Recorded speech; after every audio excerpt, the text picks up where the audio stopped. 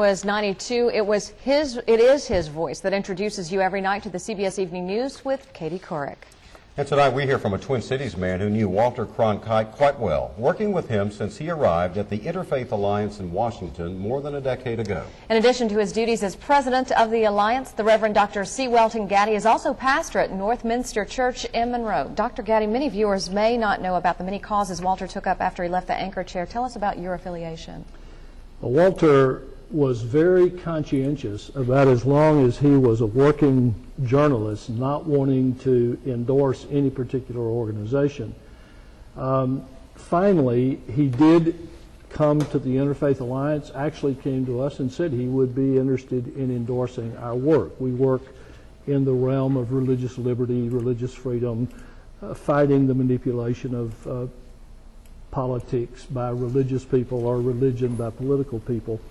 And the first day on the job for me at the Interfaith Alliance was the first event that Walter did for the Interfaith Alliance. And I will never forget, he took me aside that night and just one-on-one, he said, I want to tell you what's at stake in this work.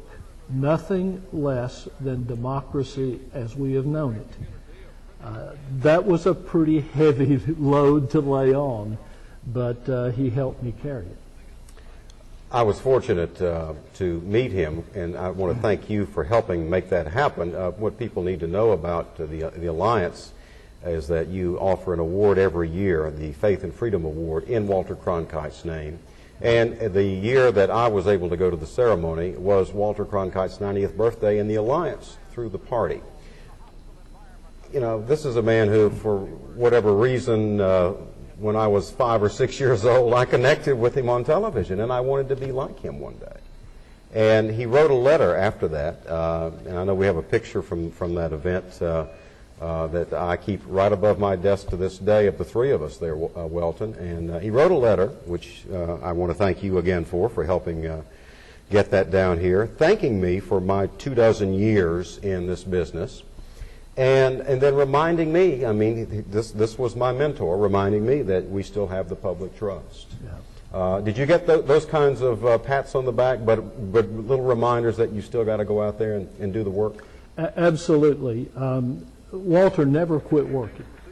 He was not a working journalist in terms of writing a column or being on the air every night, but he was always doing something for someone in the field of journalism, and he was lending his voice to the supportive issues that he liked.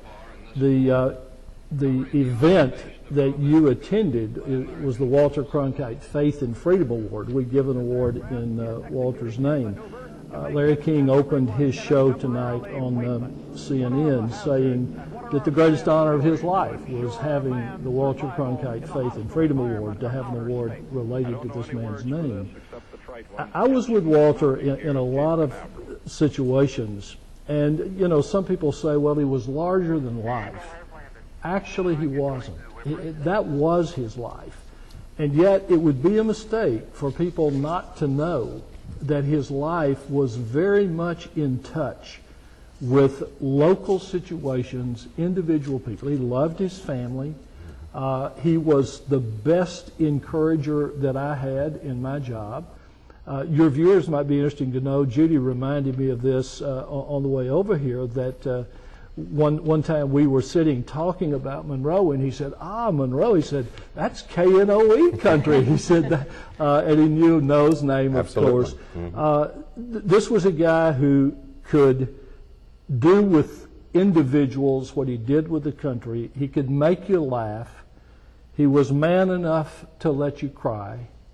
And he let people see his soul as well as hear that resonant voice when he was on the air. I honestly think, John, that our country is a better place for this man having been who he was and on the air, and the trusted man that could speak and people listen. I'm not supposed to editorialize, but I agree 100%. Welton, thanks so much. We've lost a friend. I appreciate you coming on and reminiscing tonight. You're very welcome. You bet. All right, moving on.